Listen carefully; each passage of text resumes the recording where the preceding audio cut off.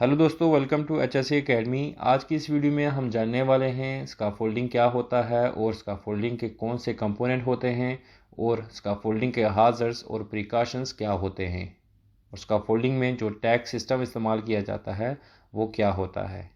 तो चलें आए वीडियो को शुरू करते हैं। सबसे पहले हम स्काफोल्डिंग की डेफिनेशन को समझ लेते हैं। तो जो टर्म स्काफोल्डिंग है उसका मतलब है एक टेम्परेरी स्ट्रक्चर जो बनाया जाता है लकड़ी या मेटल के प्लैंक्स और पूल्स को जोड़कर, और जिसको इस्तेमाल किया जाता है किसी बिल्डिंग बनाने में या बिल्डिंग की रिपेयरिंग में या क्लीनिंग वर्क्स के लिए इस्तेमाल किया जाता है। तो स्ट्रक्चर को स्काफोल्डिंग कहते हैं। फिर हम जानते हैं कि स्काफोल्डिंग कंपोनेंट क्या होते हैं। तो सबसे पहला कंपोनेंट है बेस प्लेट, फिर आता है सोल बोल्ट, फिर है स्टैंडर्ड्स, फिर है लेजर्स, फिर ट्रांसफॉर्म्स, ब्रेसिंग, कॉपलर्स। कॉपलर्स में 4 टाइप्स होती हैं: राइट एंगल कॉपलर्स, पुट लॉक और सिंगल कॉपलर्स, सेवियल कॉपलर्स, लैडर रिटेनिंग कॉपलर्स। फिर आता है वर्क प्लेटफॉर्म, फिर आता है टो बोर्ड्स, फिर आता है guard rails, mid rails, top rails, फिर आता है लैडर्स, फिर इसका फोल्डिंग प्लैंक्स, फिर आता है फॉल्स अपराइट और फिर आता है सेल्फ क्लोजिंग ड्रॉप बार एक्सेट्रा। फिर जानते हैं कि स्काफोल्डिंग में कौन से हाजत होते हैं। तो जो सबसे पहला हाजत होता है वो है फॉल फ्रॉम एलिवेशन, यानी कि एलिवेशन से गिरना।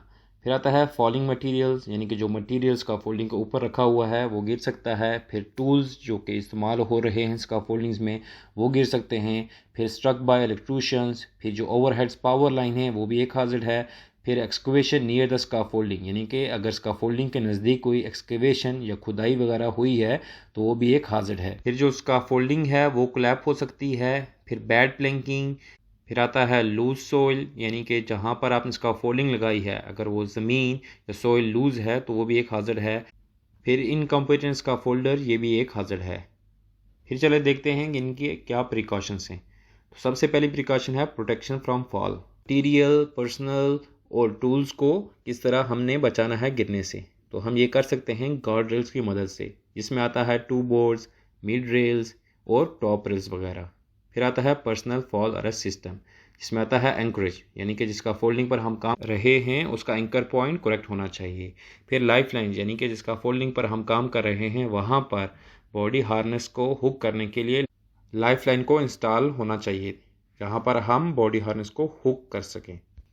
फिर हम देखते हैं कि स्काफोल्डिंग में जो टैग सिस्टम इस्तेमाल होता है वो क्या होता है। सबसे पहले आता है ग्रीन टैग, यानी कि जो स्काफोल्डिंग रेडी टू यूज़ है, जिसमें कोई भी डिफेक्ट नहीं है, उस पर ग्रीन टैग लगाना है, जिससे ये साबित होगा कि ये स्काफोल्डिंग बिल्कुल इस्तेमाल की जा सकती है।